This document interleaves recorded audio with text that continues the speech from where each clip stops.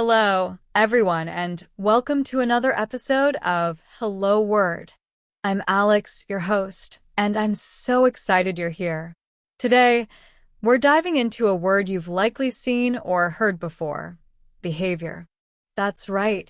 Our word of the day is behavior, an A2 level noun that means the way one acts.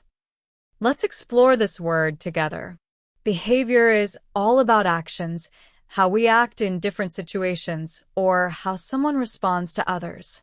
You might hear it when describing someone's good or bad actions, for example, her polite behavior impressed everyone at the party, or his rude behavior was very upsetting. It's a word that's incredibly useful in everyday conversations. Let's look at some synonyms for behavior.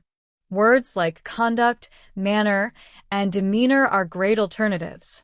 For instance, you could say, his professional conduct made a great impression, or her friendly demeanor made everyone feel at ease.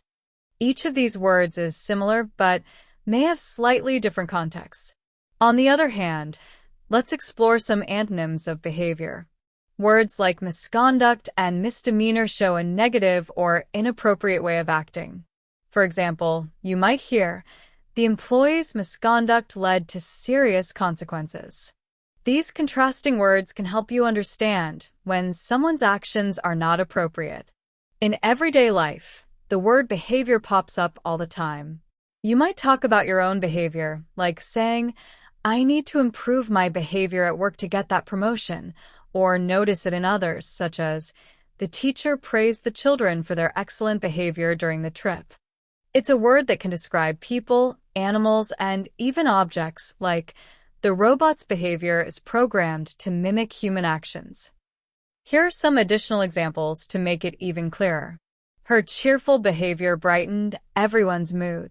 His reckless behavior while driving caused an accident. The trainer observed the dog's behavior to understand its habits. That wraps up today's exploration of behavior.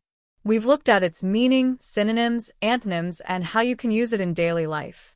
I hope you found this episode helpful and that you'll try using behavior in your conversations this week. Thank you so much for joining me on Hello Word. If you enjoyed the episode, please subscribe to the podcast and leave a review. Your support helps others discover the show and grow their English skills. I'd love to hear from you.